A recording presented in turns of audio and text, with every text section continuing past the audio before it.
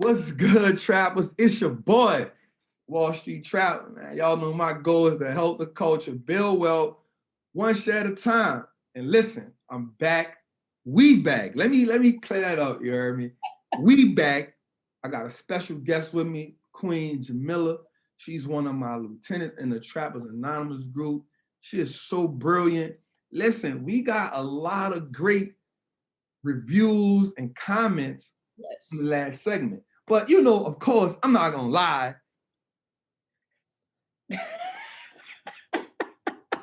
I already expected that to happen. You know what I'm saying? Because you know, they just not getting, the world is just getting exposed to you. But as a trapper, as the Wall Street trapper, as a certified Wall Street trapper, like we gotta put the certified in there. You see that TM? That TM. Come on, not you did. But you know, I am so blessed to have you as a part of this amazing team, right? And so the world just getting a taste of you, and we gonna, like, they don't know we got a lot informed. You know what I'm saying? So I definitely want to say thank you for last week. It's only the beginning to what we have coming, right? So definitely I just wanted to like get in with you, tap in with you again this week. And let's I want to bring them something amazing again. So before we get into that, how was your week? How was your week since the last time we talked? Well, I'll tell you, a lot of the trappers showed so much love in the group on YouTube. I got so many DMs. It was great, honestly. And then it wasn't just, oh, you did a great job. You know, that's cool and all, but it was really, I learned something. I got something out of it. Man, I'm going to implement this. That makes total sense. I've been doing that. I need to stop doing that. I got to get better with that. That's really what hit me the most, because that's really what I want to do this for, right? I want to be able to share and help people on their journey, maybe not make some of the same mistakes I made, or that others make, right? So they can grow those portfolios without a whole lot of, dips, if you will. So that part was amazing. So I hope to continue to add that value to everybody. You know, Jay says something like, one of my favorite lines is, you know, nah, I did that. So hopefully you don't have to go through that. You feel what I'm saying? You know, and I think that's one of the things for me on my journey when it comes to investing. I always tell people, like, it's not that I'm smarter than anybody, right? I mean, I know I'm a brilliant man, I know I'm intelligent, right? God has blessed me with so much knowledge and information, but also resiliency, right? But one of the things that I think that sets me apart is I made the mistakes. Right. We've made the mistakes, right? And in making the mistakes, I also read a lot, right? So being able to read and make the mistakes, you're like, okay, this is what we do. This is how we adjust. This is what's going on. So definitely that's important. You know, we had a lot of things going on this week, right? Not cooking. A lot of things going on this week, man. Mark is kind of going up and down, right? Kind of throwing some mixed emotions out, right? New president gonna get sworn in, right? That's gonna ultimately affect the markets in some way, right? Because we know that when Biden comes in, you know, capital gains are going to increase, but also the Democrats are gonna spend a lot of money, right? So yeah, you know what I'm saying? So they off the dump trying to do $2,000, you know, stimulus check for people. So that's gonna help a lot of people out during this time. But also some of the things that's going on, like the virus is, you know, picking up. So, you know, we're not out of this thing right here. We still got a long way to go. Yes. Right? We still got a long way to go. Yeah, we still got a long way to go. So I think this is even more effective because we got a long way to go. Like, I feel like this is why it's so important for me. I felt like why it was so important for me to not just try to talk it myself, right? I wanted to also get, you know, one of these beautiful queens up in here who know her talk. She can talk her talk. Plus, we from the same city, you know. Right. You know, that's a whole nother type of thing we got going, synergy we got going on. Right. Absolutely. So this week let's talk to the people this week about margins, right? Let's talk to them about margins, right? So we look at that like, you know, that's the real measuring stick on how you look at companies. Right, that's the measuring stick. Like, you know, who has better profit margins? Who hasn't? You know, what are those operating profit margins? What are those gross margins? What are those net margins? Right. That's one of the great ways to, understand and compare businesses outside of just looking at the other ratios that we talk about often. I think these margins are like the measuring sticks, right? It's how you really can understand how a company is performing, right? And look at those margins compared to one another and, year over year margins. So I think that's important. So what do you think about that? Tell me what you think about It's one of my favorite metrics to look at. it. As I mentioned in the last episode, I come from a retail background. So, right down to the individual product, all Mm-hmm. the way up to the top line sales for a region, for a company. That's Mm-hmm. something we really focused on because controlling the cost associated with bringing that product to the customer, the cost of goods sold, marketing, whatever it is, wages, you name it, then ultimately getting that down to the bottom line was going to be the measuring stick as to whether or not year over year, not just comp sales, but year over year, could we deliver on EPS? Could we deliver on the things that shareholders are looking for that keeps us in business, right? That keeps jobs, you name it. So using that measurement, you know, in my past life so much, when I started trapping, I was Come just on, like, now.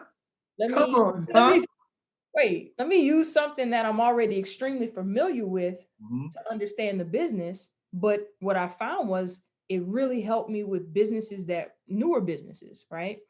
That may not quite be turning a profit yet. But if I could see them improving their margin quarter over quarter, year over year, if they put an expectation out and hit that expectation, okay, this management team, even though they're reinvesting in the business, I now know that they know Mm-hmm. how to manage their costs. And Capital maintenance. that's big. That's big. Capital maintenance, being cost effective, right? Being able to generate revenues, right? Yes. Those are the things that's important. Profits, right? Like what's left over after we paid everybody else, right? Those are some important things, right? Yep. Operating margins, Mhm. like what does it cost for the business to operate, Correct. right? That's important. So like, and what's important about that as well is sometimes people don't really understand what goes into a business being successful, right? And so one of the things that businesses do to be successful is they can either cut costs or raise prices, That's it. right? That's it. Like you either That's cut it. costs or you raise prices. That's Like it. a great business can do both. Correct. Now that's a uh-oh. What a button that? What a button that? Where's the button Hey, at? a Seriously. great business can do both, right? Yeah. Unless it's one of these capital intensive businesses, Right. right? Capital intensive meaning, for the people that don't know, is one of these businesses, a business that costs a lot of money to operate. Right. Like you think about a business like a power plant, right? Right. A power plant is a business that it costs a lot to operate. How do I know it? Because I actually, used to work at one. I used to build power plants, right? Right. Those businesses cost a lot to run, right? Capital intensive. Now they're able to write some things off due Mhm. to depreciation, right? So Right. one of the things you'll see is on the balance sheet, you'll see uh, plant power and equipment, Okay. Yep. right? And that's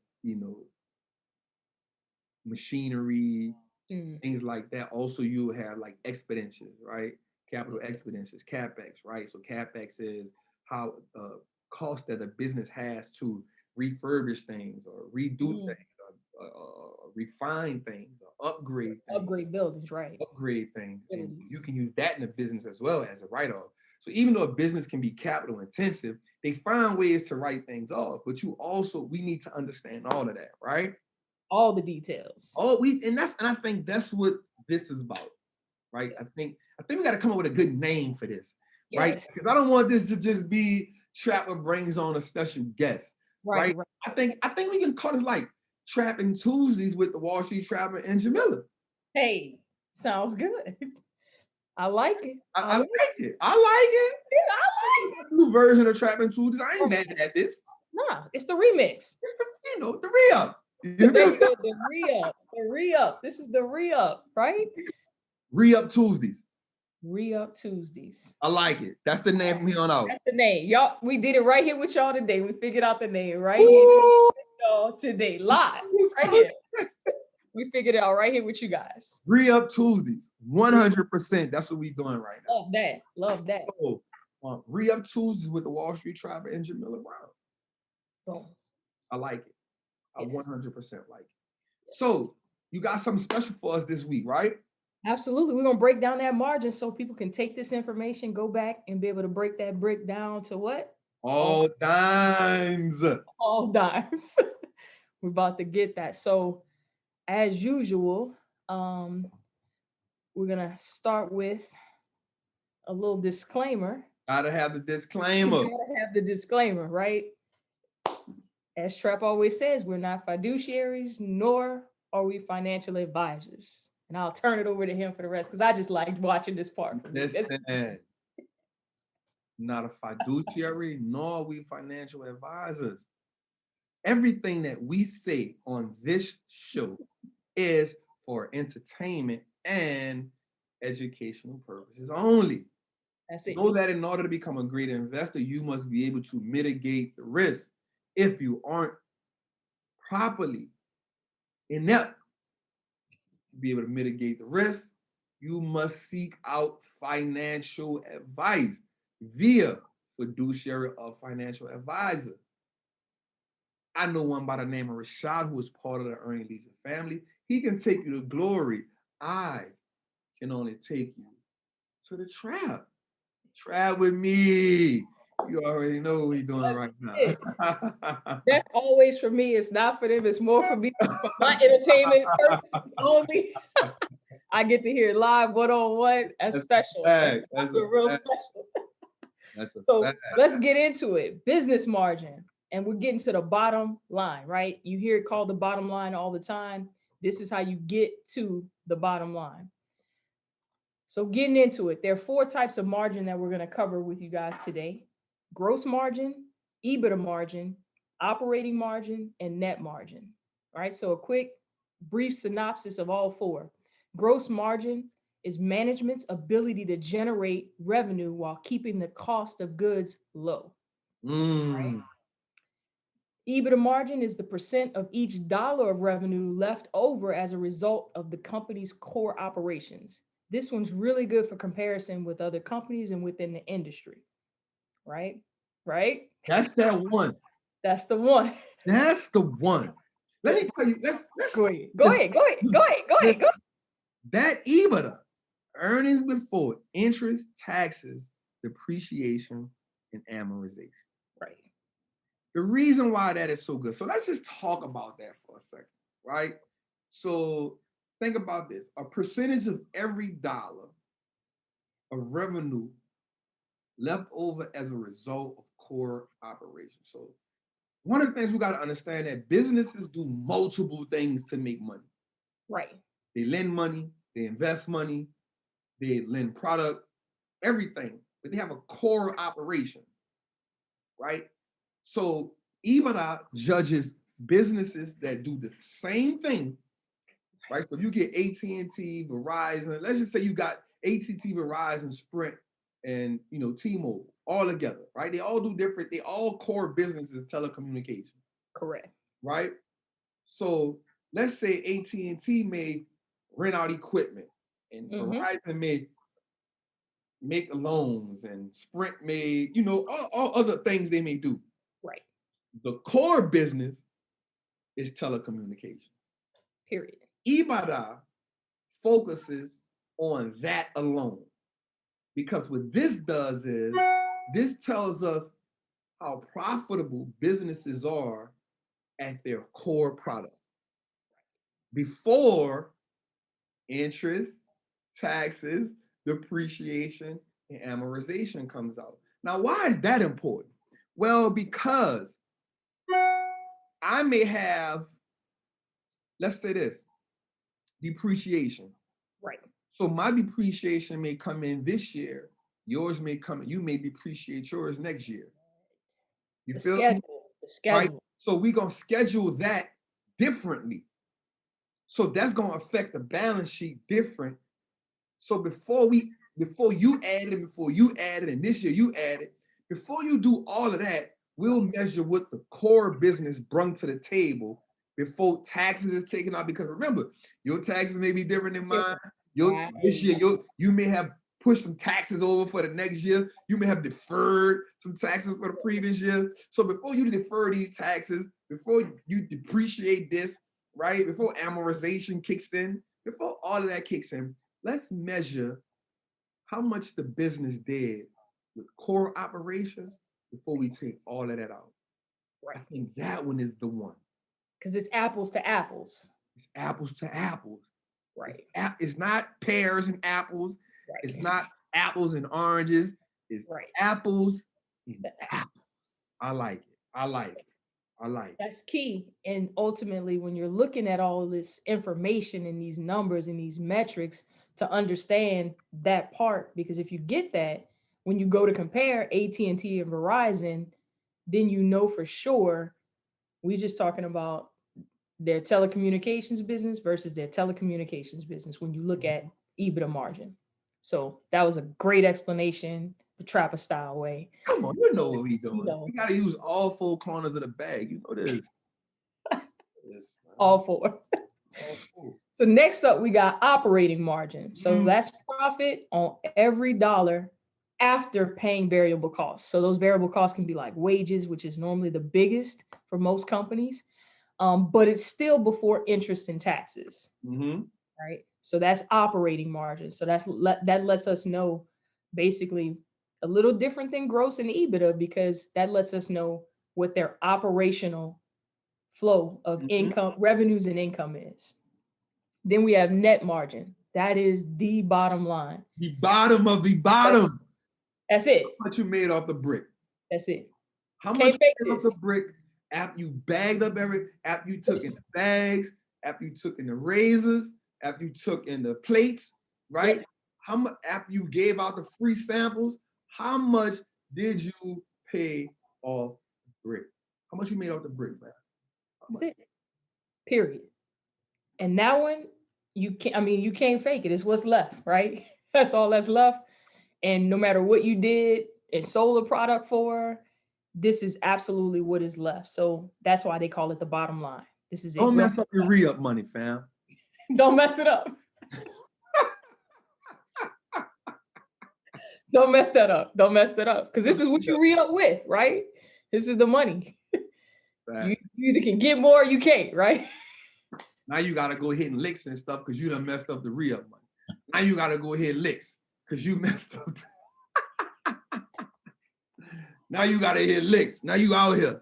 Now you out here. Now you out here because you done messed up. You done messed up the re-up money. Spending on stuff you shouldn't have been spending on, right?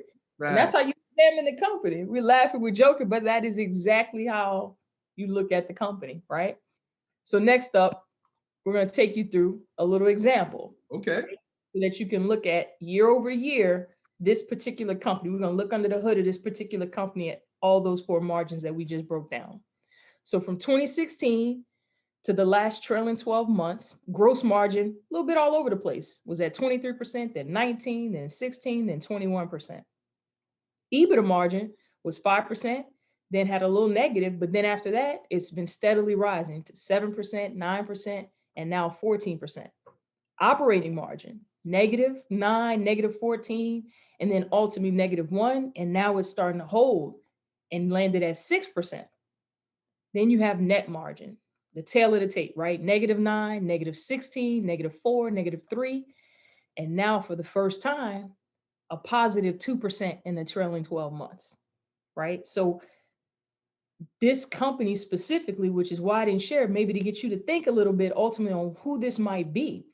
And it's none other than what you hear about in the news right now, Tesla and Elon Musk, right? So Tesla and Elon Musk have now turned a profit. This is ultimately what gained them access into the S&P 500. Yep.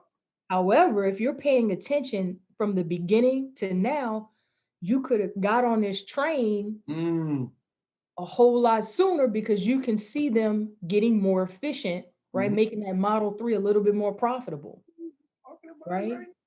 Building those factories for almost nothing, getting those tax credits, you name it. You could have seen that picture on developing with the margin. And that was one of the things that Elon prided himself on too, like making sure he can get those, like that's the thing. Like he was getting those factories built at a low cost. And people, they don't even get that part.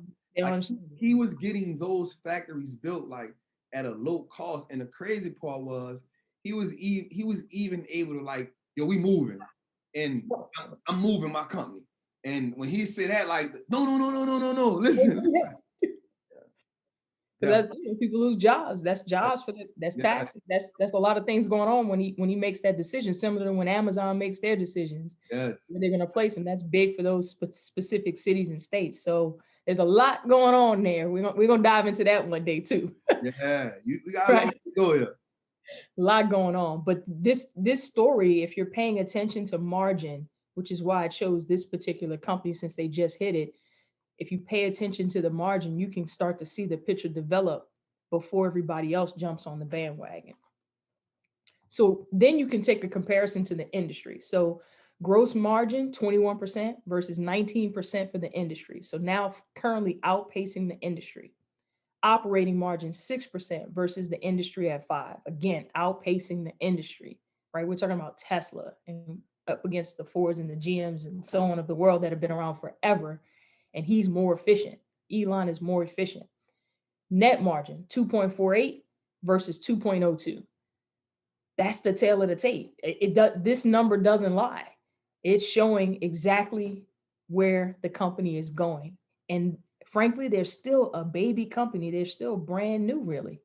When you think about it in the landscape of how long, most companies, especially auto manufacturers, have been around, they're still in their infancy stage, which, is great for investors that are already in the game, right? Before we go on, I think people fail to realize that. Like, this is still a new company.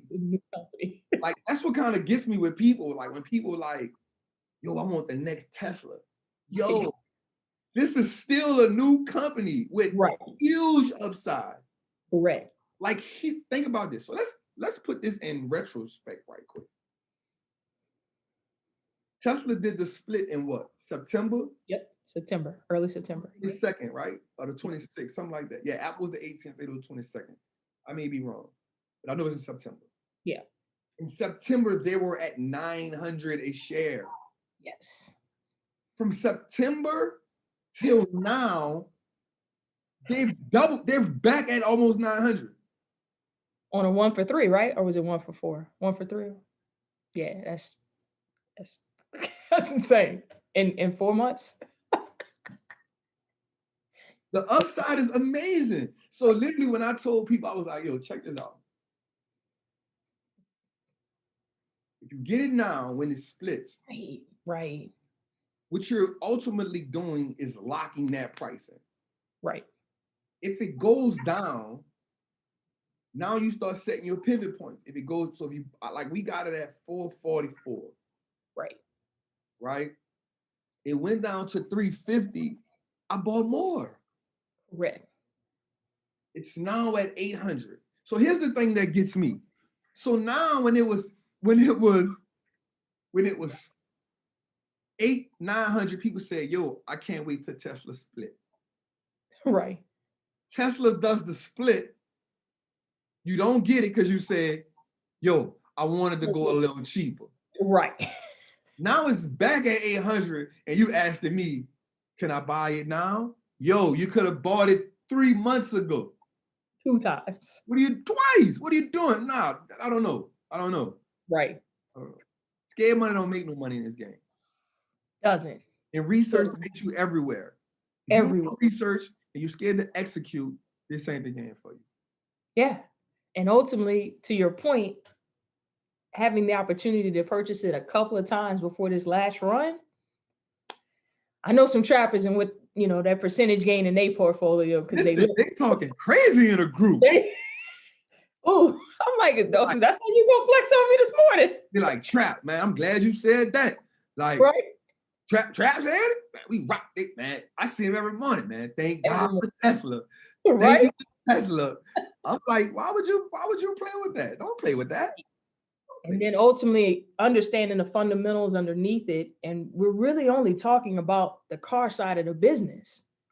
And there's so many other things cooking with Tesla. So understanding those fundamentals, understanding what metrics to use when a company isn't quite profitable because they're reinvesting a ton of that income that they're taking in, that's key, right? So next company, Cash at Me, right? That's what I call it now. I don't even call it Square anymore. Listen, Cash at Me. listen. Cash at Me. We talk about this often. Yeah. When a company's name becomes synonymous with an activity, Correct. at that point, something is shifting. Yes. Very big. Like Kleenex, right? Prime. Right. You got Band-Aid. a polo. You got a polo. Right. You got a polo, right? It don't even got to be a polo. It could be a Lacoste. It's still a polo. The low, you got a low. I got a low, fam. You got a Coke. Don't even got a, you know what I'm saying? So you got a Kleenex, you got a Q-tip. Don't even got to be a Kleenex or a Q-tip. It's just what tissue paper, whatever. Right. Definitely. Yeah. So that's what happens when you have now developed something that has become the thing, right? And Square has absolutely done that. They've got a pretty diverse business, and Jack Dorsey is looking to get into a whole lot of other things. But just like Tesla, this is still a very, very new company, right? So, yeah, I do too. I think he's a gangster. I think the way he runs Twitter is dope. Oh, great. Because you got to think about this, like Twitter doesn't have the visual components as any of the other platforms. I mean, you can put a video, you can put a picture, but it's not there for that. It's there for you to randomly just talk about whatever you want to talk about. This world loves to talk. Or shall we say Trump. Tweet, right? We're going to say tweet. Tweeter. People love to tweet. Yes. So the way he still has that as a relevant social media platform. Correct. Now, I do think they need to pick up on advertising and finding great ways to advertise. I think that'll just be phenomenal. I think Twitter is one of those places that'll be here for a while. Yep. If he continues to, bring some different things to the table, there's no reason for it to go anywhere. Let's say that. Yep. So with Square specifically, if you take a look at their margins from 2016 to the last trailing 12 months, similar to Tesla, gross margin's been a little all over the place. 34 went up to 40 at a high in 2018 and 2019, and then took a little dip, obviously with COVID, to 32%. EBITDA was -8 in 2016. 2018, it was 0.7, and most recently, trailing 12 months, 0.8, but in the positive. Operating margin, -10. 2017, -3, -1, 8, and now 4 trailing 12 months. So we're in the positive there as well. And then net margin was -10. And fast forward to 2019, it was 8%. In the last trailing 12 months, 4%. So again, there's a story developing and how they're operating the business when they take the money in, spend the money they got to spend to take care of expenses, and then ultimately what's left over at the end. The story is starting to take shape on Square, which in 2020, you could see how the share price was moving. So when you compare industry to industry, similar to what we did with Tesla, the gross margin, 32%, industry's at 44%. So they're still a little bit behind, but to me, I see that as room, right, for growth. Operating margin is 4%. For the industry, 26%. Net margin 4, industry's at 19%, right? So still not quite where Tesla is as far as beating the industry, but again, where do you want to get in with a company that's in its infancy stage? When it's crushed it and completely taken out the competition, which I don't know if Square will do that in its totality, but there's points of their business that are absolutely they own right now. And I think this separation in the industry this margin is getting closer, right, on these two companies. And so with that, we'll add a little flavor on our company spotlight. Come on, man. Specifically, right? Might as well give them a little extra, right? Just a little, just a little extra, right? And again, we're not financial advisors, but fintech is here to stay. And you see all the big banks, you see all the wealth management companies, they're trying to carve out their space now to keep up with what Square and PayPal specifically have now done. Fintech is a thing. It's real. It's real. Fintech is a thing. I said this, and listen, I don't even know if I don't know if people be. If they listening to you. I literally came in and said, "Yo, we should own PayPal Square. Pick one. Pick one." I feel like that was like, that's been a minute since you said that. So are we talking mid-pandemic? Yes. I feel like it was like early summer. Yeah, Early summer yeah, type we of talking. Yeah, we talking June, Yeah. Yeah. right? We talking June 2020. I'm like, yo, contactless pay. That's it. That's where we are, and we're not actually going back. Contactless pay. We're not going back. Yeah. I think you should own Square or PayPal. Pick one. Say it again. I'm not your financial advisor, but say it again for the people. Pick a drug of choice, yo. You gotta have one. I mean, really and truly, I don't know how you, I mean, of course, the big banks are adding these types of things, but I feel like you have to own one. I agree with you 200%. Gotta own one. Gotta own one. And looking at Square, revenues are up 40%. The last five are revenues have averaged a 40% increase year over year. The last 5 years, EPS, they 11 out of 12 beats, right? 11 out of 12 beats. Payment volume was up in Q3 12%. Operating expenses rose 59%, right? Because they're making a lot of investments in the business. So felt like that was important to highlight. But from a cash standpoint, they got 3.3 billion in cash and long-term debt sitting at 1.8 billion. Right? Price targets, the analysts, this is how the analysts are talking, around 300 on the high, 204 at the midpoint, and 114 on the low. You got 19 saying it's a strong buy, 13 on a hold, and 3 saying you should sell Square. Current price approximately $233, market cap 105, and last year's performance plus 200, almost 250% on the stock price alone. And we talked a little bit about Jack Dorsey, founder and CEO, chairman of Square, but also the co-founder and CEO of Twitter. Again, and continually looking for ways to innovate. And you talk about it over and over and over again on the YouTube channel, on Instagram, and Trappers Anonymous consistently about innovative, disruptive CEOs. You talk about it all the time. And that's the key to where we're headed over the next 5, 10, 15 years. If you can't innovate and continue to bring innovation to a business, the life cycle of the business is going to go from 50 to 100 years down to 5 to 10, and you're going to be out of business with the speed at which things are going right now. You're seeing it. It's picking up. So you talk about that all the time. I listen. I see. I see. Listen. This is why we do. This is why we are certified. Right. What that's it. Let them see it. Let them see the ball. It's certified. You know, like Denzel said, I'm certified with this thing, Jake. Yeah. That's a fact.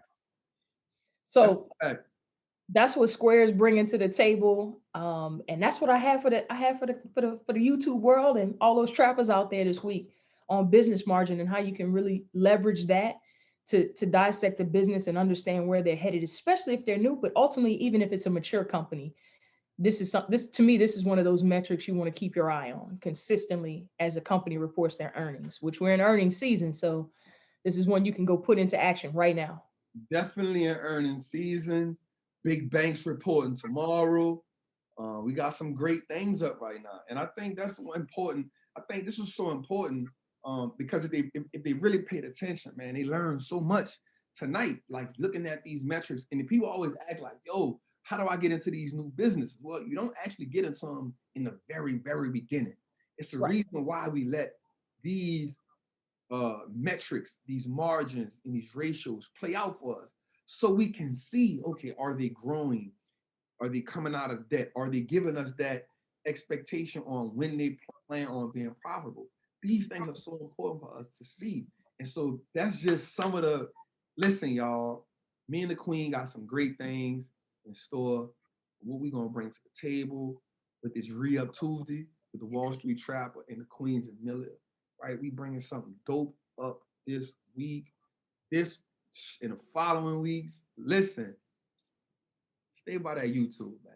Subscribe to that channel, like that channel, comment below. Tell us how y'all feel about what we doing. Tell us if you really in tune. Like, we got so much stuff, but listen, it don't make no sense for us to bring it if y'all don't like it. But I know y'all love this shit, dig? Absolutely. Definitely, Queen, I just want you to, give them a couple words before you leave out this week. You know what I'm saying? Because we're gonna see them next week for sure. Absolutely. The one thing I would tell you, and Trent, and connecting it to what we just covered, you don't have to complicate it. You don't have to complicate it. Yes, there's a ton of numbers, and if you're watching CNBC every day, they're talking about a lot of different things. But all it really boils down to is, are they making good product? Do people like it? Are they buying it? And can they control the cost associated with getting it to you? Listen, the business. Is the product good? Is the product good? Is the people getting high? Period. Can we cut the cost low without stepping on it? Right. Feel me? Does the block have a demand for it? Right? It's simple as this right here. That's it. As simple as this. Can we brand it? Blue Magic. Yep. Are people getting high off the Blue Magic? Hell yeah. Can we step on the Blue Magic? No. That's why, what's the dude's name? Mr. Untouchable, Nicky Barnes. That's why he got in trouble. He wanted to step on the Blue Magic. Right. You can't step on it.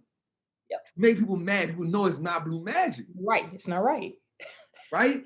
Can we keep operating margins low? Yes. How? Because we go to the Connect and get it. And now we can undersell everybody. Walmart. Yes. Low cost operator. Low cost operator. It's not hard. It's not hard. It's the blueprint. It's not hard though. It really is that simple. Don't let it overwhelm you. At all. And that's what we're here for. That's what this whole series is about. That's what Re-Up Tuesdays is about. That's what the Wall Street Trapper brand is about. That's what my lieutenant's about. Everything. Listen, y'all, if y'all want to hear more what this queen has to say, every Wednesday she does something in a group called Wild Out Wednesdays. I'm telling you, the way she breaks down companies with other trappers, it's amazing. I'm so grateful that she's a part of the team. Do me a favor, man. Click the link below. Join Trappers Anonymous, yo. It's definitely worth it. It's definitely worth every dollar. Link below. Definitely join the Trappers Anonymous group. We got the book club. We just finished the dope book, Principles by Rick Dalio. The GOAT. Right? We got 2 dope ones lined up in the chamber we about to knock out. We got the Live from the Kitchens, where we break down a sector like every month. We get into class every week, but once a month we use one sector. We take 4 weeks to break it down. Everybody breaks down a business. You get to get asked questions about the business. Listen, we taking the research game to another level. A whole nother level. Like I think if you get Trappers Anonymous, the Wall Street Trapping course, and this, you ready. You nothing else to do. You ready. You ready. You ready to in the camaraderie in the group. I'm telling you, I've not met 99.9% of the people in the group, and it feels like family. I could say that 100 times, and it wouldn't get old for me. It might get old for everybody listening, but it wouldn't get old for me. It's truly like family. Love that. Love that part. Definitely. So with that, man, we're gonna tell y'all, man, listen. Subscribe to the channel. Tap in. Catch us next week, man. Re-Up Wednesday. Join the crowd. Join the crew. Join the gang. We love y'all. We appreciate y'all. Big Trap, man. Trap with me.